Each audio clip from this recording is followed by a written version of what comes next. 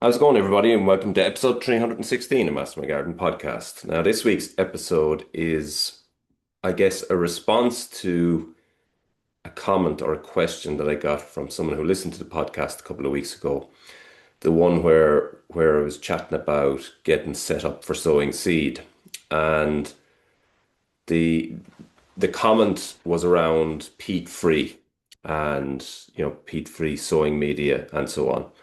And I suppose I just wanted to expand on it a little bit and give more context to it. Now, to, I suppose, set the tone a little bit, I covered an episode way, way back in January 2021 about, at that time, what was an impending crisis, I guess, in the Irish horticultural industry. And that crisis at the time was where there was a ban on using peat in the horticultural sector, nurseries, food producers, and so on. And but the ban was going to come into effect really, really quickly, and there definitely wouldn't have been enough time for industry to, I suppose, provide a viable alternative to it in that short space of time when the ban came in. That has changed slightly since, in that while a lot of growers are actively going peat reduced and peat free. Um, at that time, episode 52, which was, as I said, January 2021. So time has passed since, things have changed since, possibly improved since, and so on. But at that time, the alternatives were quite poor. But over the last 5 years, from knowing people in the industry, there's been a lot of trial and error, a lot of crop fails, a lot of things that have worked well, improvements certainly, and there has been a lot of problems off the back of moving certain crops away from, or certain crops or certain, you know, ranges of plants away from peat-based compost. And as it stands today, peat-based compost are still allowed, and I'll get to it in a minute, but here in Ireland, the majority of the compost that's being sold is still peat based. So that decision was rolled back on. And the episode at the time, it's a little bit like, a couple of years ago where we had this new acre scheme, and in the next planting window there had to be, I forget the exact figure, but let's say it was 3 million native trees planted in the next planting window. But the total stock available of native stock available in the country was 1 million. So the scheme was ahead of the market, and the market wasn't, hadn't been prepared for a move of that sort. Had they known 2 or 3 years earlier, they would have produced enough stock, and then, that would have been all synced up and everything would have made sense. And as I say, episode 52 was a little bit like that. Now, 5 years have passed since, and in Ireland, a lot of the peat that's still being used across, the ordinary gardeners, and even to a certain extent on the commercial side, is peat based, while there is strives and effort being made to move away from that. So the other thing that has happened since then, the harvesting of peat has been banned on certain size bogs.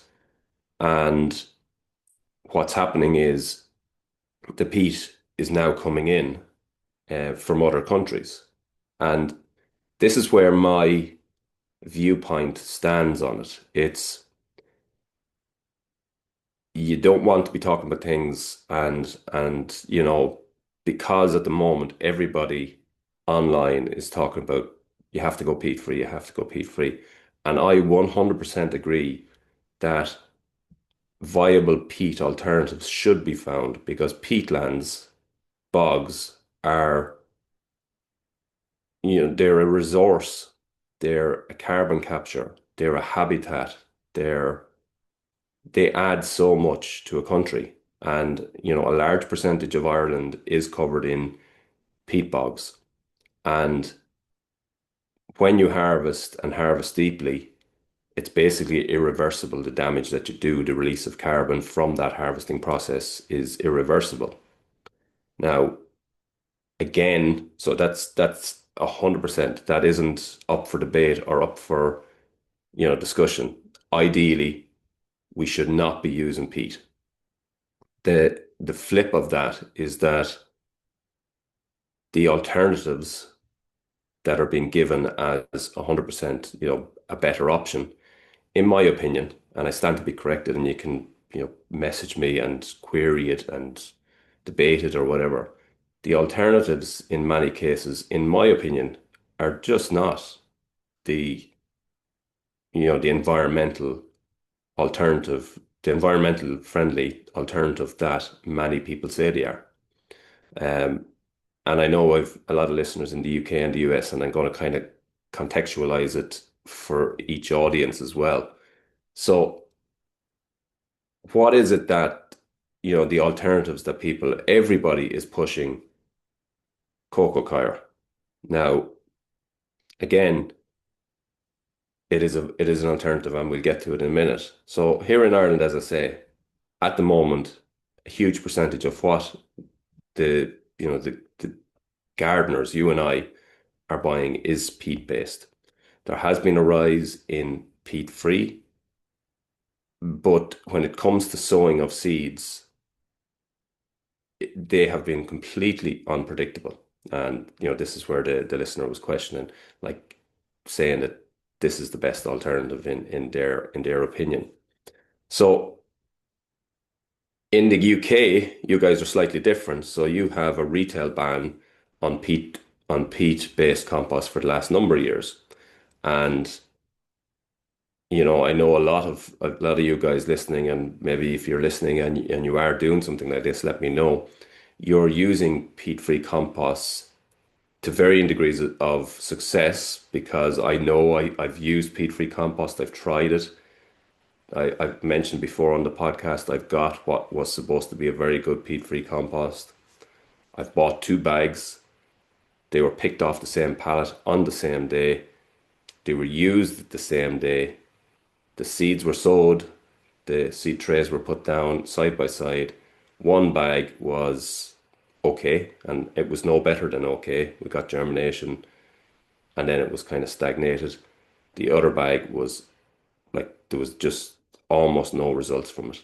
And other people have these experiences as well.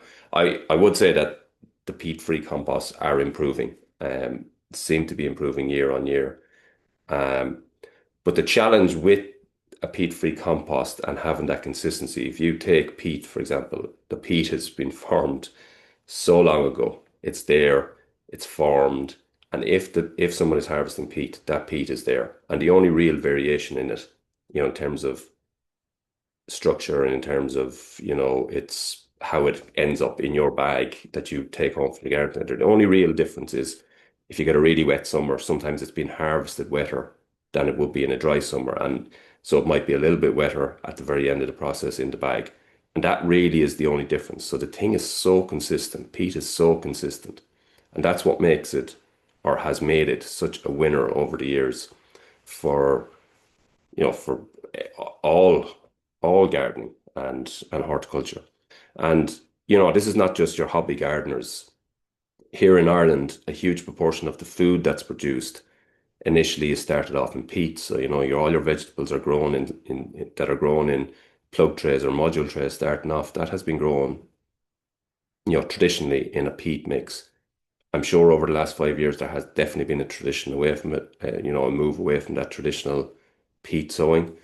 But that means that a huge proportion of our food crops grown here were dependent on peat. As I said, that is changing. Um, in the US, you guys seem to have, and again, if any of you are listening, please shoot me a message and fill me in on it. But you guys seem to have a lot more mature range of options in terms of growing media. So you guys will refer to growing media as opposed to compost. So Here and in the UK, it's referred to as compost, and that encapsulates peat-free and peat compost and all that. But in the US, you seem to have, I don't know whether it's a maturer um, industry or whether it's more people or more demand or there's a demand for consumers for more choice. I don't know what it is, but you seem to have a lot more mature offering. I think that's the best way of putting it, a mature offering for people. So that includes everything from, you know,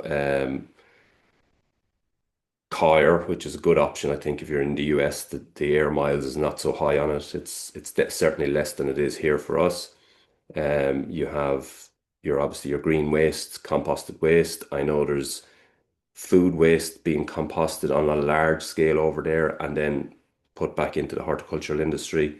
You have soil mixes, and there seems to be mixes for every stage and a very large offering, including things like biochar and, vermicast and worm castings, all of that. It seems to be a very mature offer that you guys have.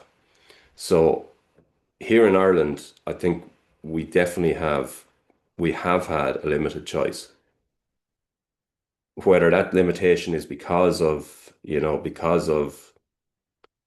our reliance on peat, um, the fact that we can still get it, the fact that it is so good, or whether it's because, there isn't enough market appetite for it or what it is, I don't know. But there seems to be a mature market with lots of options in the US, and those options can and do give you good peat-free options.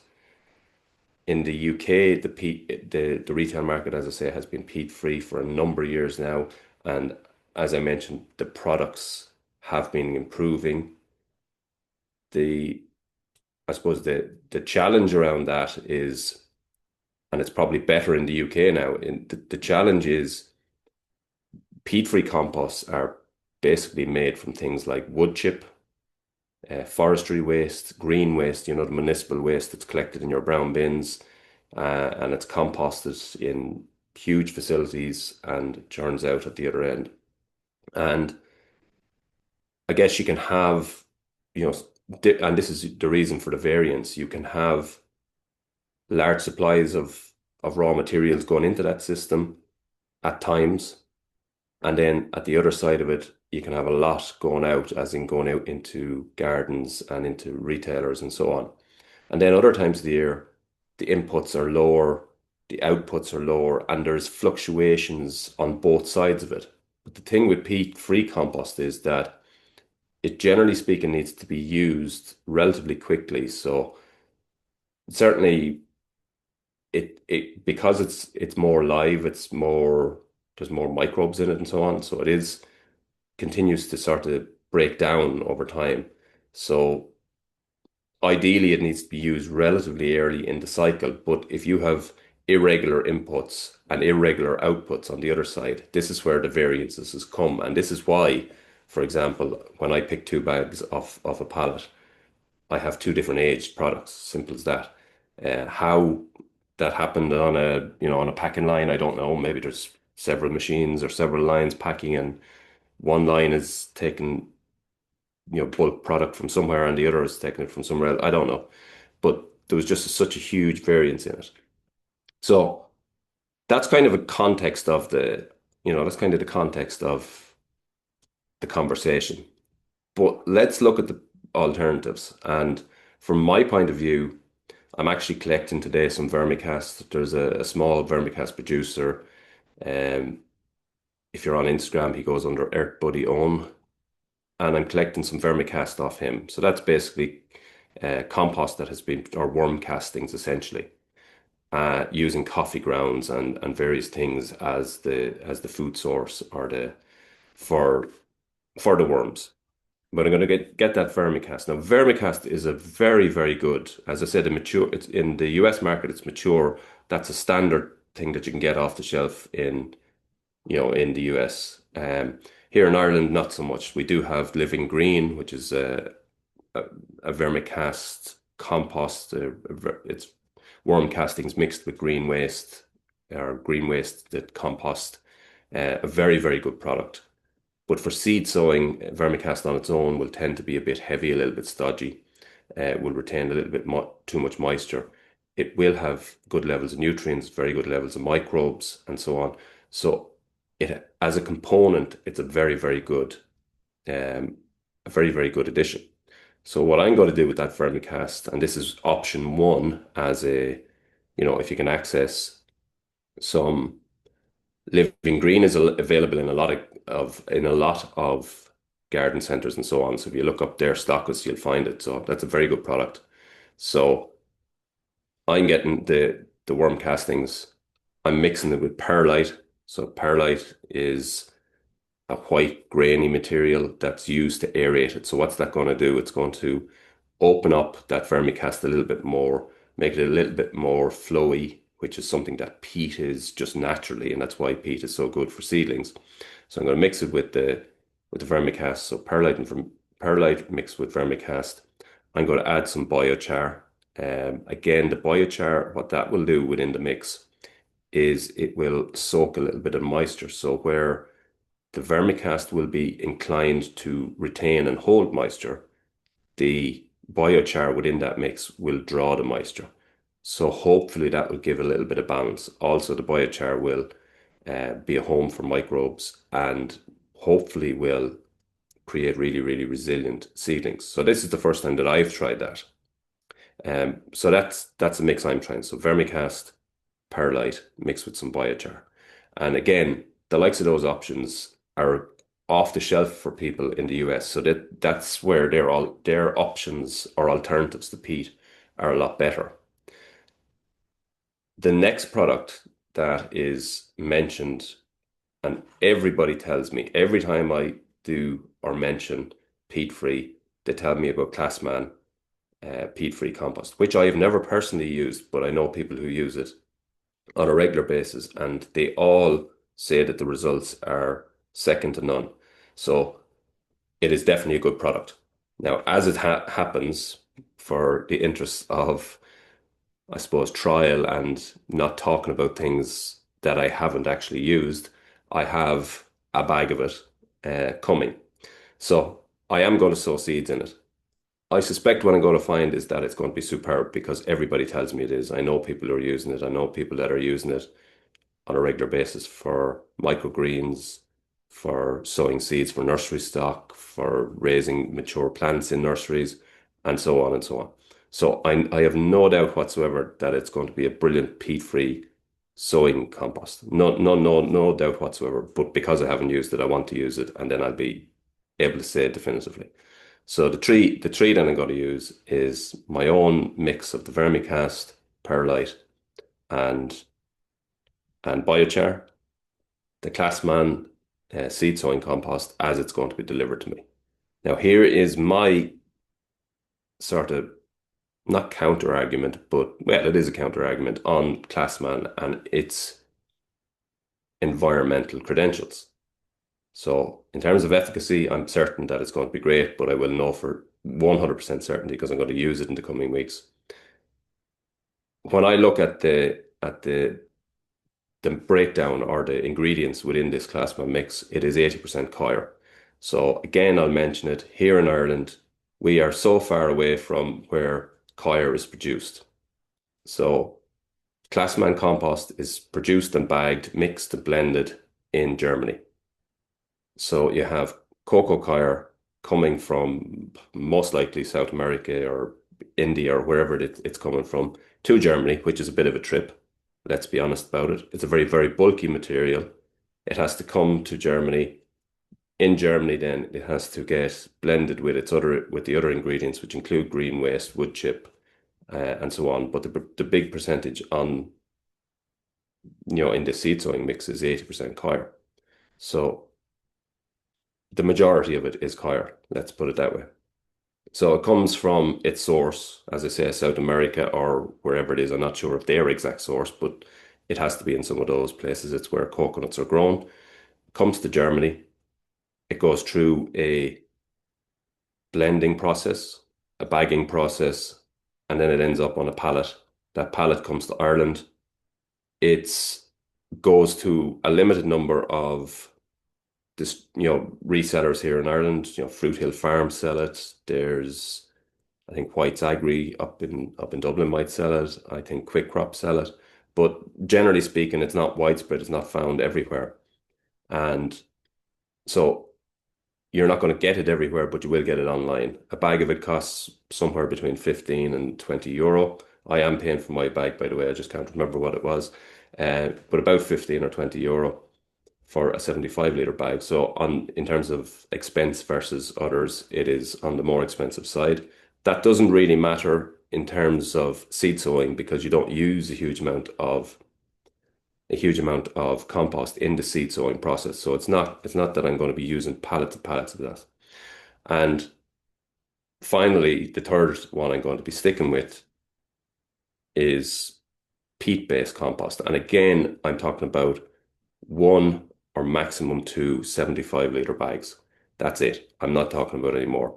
The reason I'm saying that and the small amounts when it comes to sowing seed is um, when it comes to potting on bigger things, and again, if you've listened to the podcast, you will have heard me mention this before. When it comes to potting on bigger things, like for example, if you're getting two pots at your front door that you want to put, some form of a tree in it, or if you're putting 10 window boxes around your house with summer bedding in it, then 100% you should not be using a peat-based compost in that because the volume that you're using is huge. The length of time that you're going to have, for example, with bedding plants is short. So you should be looking at, and I've spoke regularly about mixing it one third topsoil, one third quality green manure compost, and one third farmyard manure, mixing in things like biochar and so on. And that's for anything long term, you should 100% be using peat-free alternatives that you don't need coir for, farmyard manure, um, any of those things that you can get your hands on, anything that's going to be long term in a pot, that's or potentially long term in a pot, or that you're using large volumes of filling, for example, filling growing beds, filling, large planters, anything like that, anything that's using a large volume should definitely be 100% peat free by mixing and getting it proper. And this is where, again, I'd say the US market seems to be very mature there, where if you have big planters, they'll have a big planter mix. They'll even sell it loose in certain places, or they'll have ton bags. We have some options here with the likes of Enrich selling things like ProGrow and various things like that.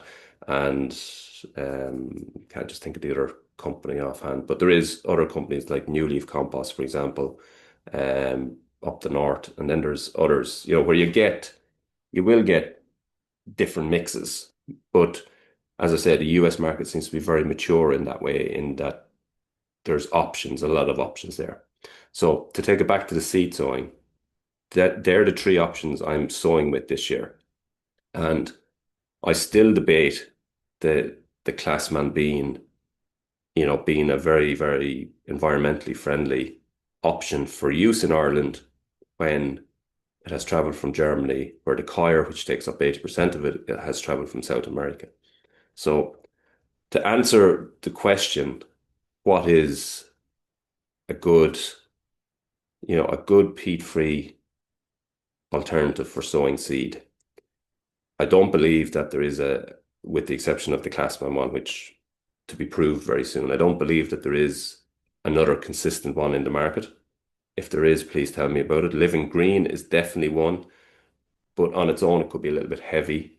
So what you're looking at there is what I was saying, mixing a bit of perlite and then mixing a little bit of biochar through it. Or the third alternative is using very, very small amounts of peat for that seed sowing process only. So yeah, I totally get where the listener was coming from.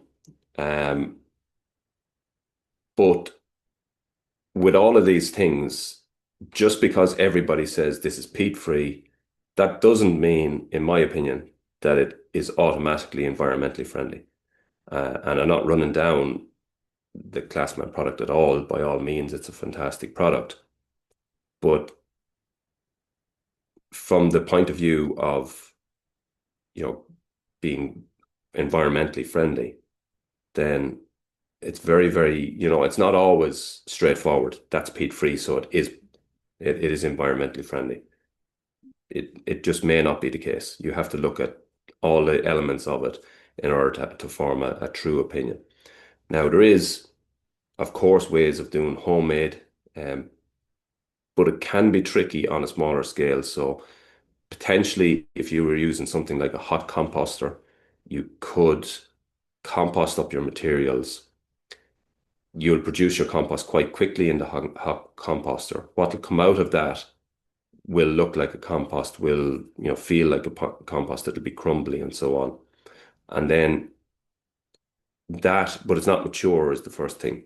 So it's not ready. But if you can get that, seal it, so put it into something like, so take it out of your hot composter, put it into something like a sealed compost unit or something like that, and allow it to mature for a further 12 months or so. Then take that. The reason I'm saying put it into a closed unit is if you just put it out, potentially, and leave it sitting, potentially you can get weed seedlings that will sit in that. And then when the conditions are right, as in when it comes out into the light and gets a bit of heat, they will germinate. So what you want to do is kind of isolate it so that is not able to pick up any weed seedlings or any other type of seedlings that are in the air. Um, so that when you use it, so it'll be sterilized coming out of hot composter from the point of view of weed seedlings or other seedlings. Then if you're able to isolate it and make sure that no seedlings get in or seeds get in there and sit in a bank until you sow them, until you put it out and give it the conditions, then if you're able to isolate it, you will end up with something that won't have any potential seeds in that mix. Sort of waffling there a little bit. I'm trying to get my head around it. But basically, what you're looking to do is get that hot compost, isolate it, don't allow any seeds to land in there, to sit in there that would, germinate once you give them the right conditions. Then you take that mature compost 12 months later, you mix it with something like perlite, something to loosen it, because again, a little bit like the vermicast, that is going to have that heavy moisture retaining property that's probably going to be too much for seedlings, too heavy for seedlings. So what you want to do is loosen it a bit with something like perlite or gritty sand or horticultural grit or something like that. Add a little bit of biochar as well. And now you're able to produce at home on site. And I think that's kind of, you know, if you want a fully green, environmentally friendly process or way of sowing your seeds, then that is a very, very good way of doing it. The other thing that you can do is you can sow your seeds. So seeds don't need any nutrients in order to germinate and in order to push to the first true leaf. They don't really need any nutrients at all. So with that in mind, you can use something like horticultural grit mixed with vermiculite or horticultural sand mixed with vermiculite. Sow your seeds directly into that and then prick out the seedlings, but you'll have to do it really, really early, as in about, for something like lettuce or spinach or something like that, you'll be doing it very, very early days, within kind of 10 days, because they will have a requirement for nutrients from that point on. And there just won't be anything in the sand and vermiculite. But it's very, very good to give you that initial germination. So you can do that and then prick out into a growing media, a peat-free growing media at that stage. Again, it will have to be one that you've kind of tested and tried that you know works, because some of them can be inconsistent. The EC levels or the salt levels can be inconsistent. And so you could prick out your seedlings and find that they just get burnt. The roots can get burnt in them if the compost has those wrong levels, and you just won't know. You pick up the bags, they'll look the same, but when it comes to sowing and to pricking out, you'll just get sporadic or odd results. So that's another alternative is just sowing your seed into a sand or a grit. I don't use that method at all. So far I've continued to use peat. I've tried the peat-free versions. this year by sowing, which I'm starting today or tomorrow, I'll be trying those three options. So just to tell you again, Classman, seed sowing compost, which looking forward to trying. I know well it's going to be very, very good. I still question whether that is a green alternative. Just because it says peat free, I don't think it's a green alternative. Another one is local vermicompost mixed with perlite, mixed with biochar. I think that's has quite good potential credentials. Um, Obviously there's elements of it. The production of perlite requires a lot of heat, so there's energy use there. But I think it's for the level of perlite that's going into this, be very, very small. The biochar is the same. So I think that's a good a good alternative. And then finally, continuing with the tried and trusted for the very, very small amount of seed sowing that I'll be doing, a peat-based sowing media. And it's just to have those options. And I suppose when I am talking about these alternatives, that I've hands-on experience of it. And when I was saying earlier on that you look at the US gardeners and the options and the array of options that they have for growing media, and but again, the terminology they're using the term growing media as opposed to compost. So they're talking about different options. Vermicast is common, biochar is common, topsoil mixes, green waste mixes. They're all really, really common. So they have, I feel, and correct me if I'm wrong, any of the US listeners, correct me if I'm wrong, but I feel like they have a much better selection of products to choose for that allows them to be at that seed sowing stage more environmentally friendly than we have the options of here. The UK even is a little bit the same because, as I said, they have a ban on retail peat for the last number of years. So I would assume that over that period of time, their peat-free alternatives and their options for the various applications of growing media have improved as well over the last number of years, especially since that ban on peat. Because prior to that, a little bit like what's happening here, because peat is available and because it is so good at what it does, and it's also in terms of cost, it's a low cost product for people to buy. But because of that, there isn't, because we haven't been forced, there is this, we're happy with what we have. But for people searching for these green options, then we do need to look at alternatives. And as I said at the very start, there is no question that the use, well, rather the abuse of peat and peat bogs is something that needs to stop. Um, the very small levels that you would use at seed sowing stage, you know, I don't know that that percentage of the overall harvest is going to cause any big, big problems.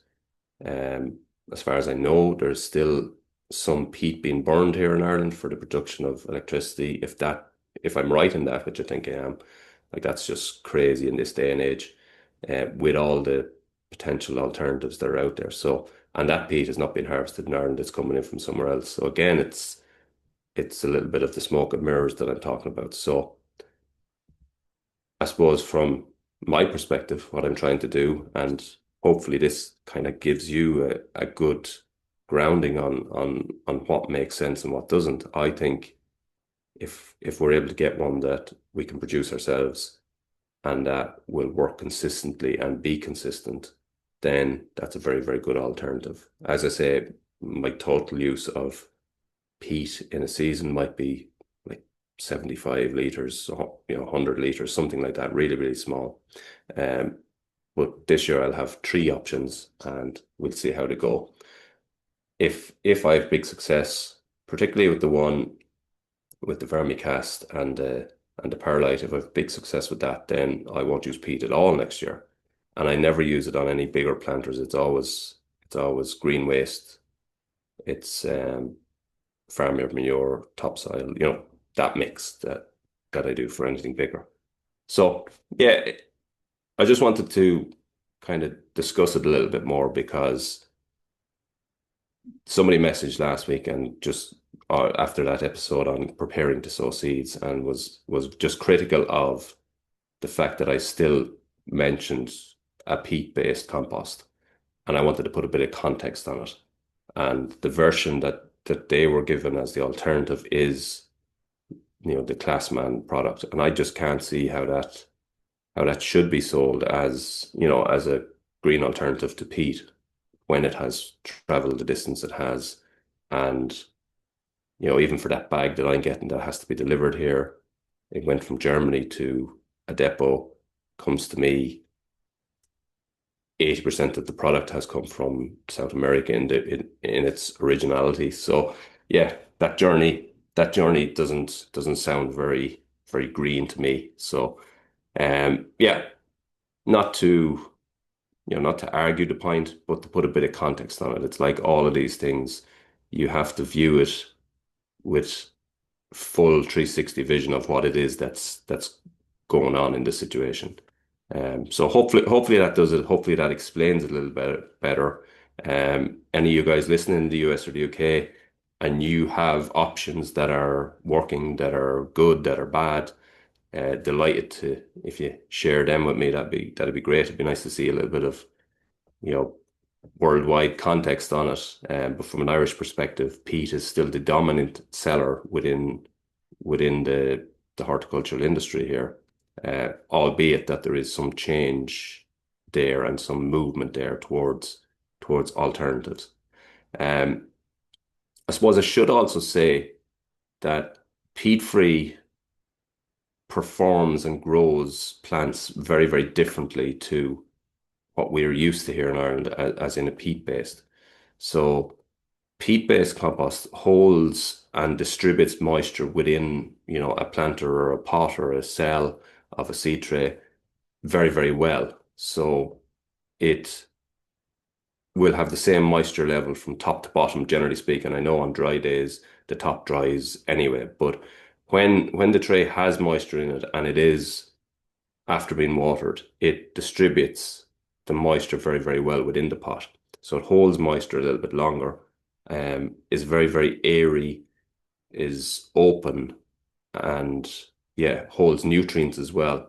So it's a very good growing media by its nature. Just naturally, it's a very, very good growing media.